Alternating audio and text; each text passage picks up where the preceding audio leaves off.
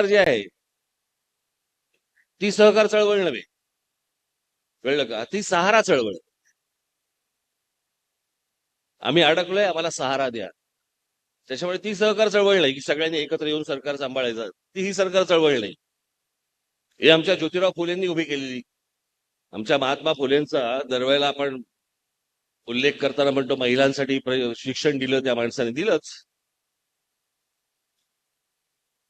पण आमच्या महाराष्ट्रामधल्या त्यावेळेला जो काही मराठी पट्टा जो काही होता, त्या महाराष्ट्रामधल्या जमिनी सावकारांच्या घशात जाऊ नये याच्यासाठी जे पहिलं आंदोलन केलं ते आमच्या ज्योतिराव फुलेंनी केलं.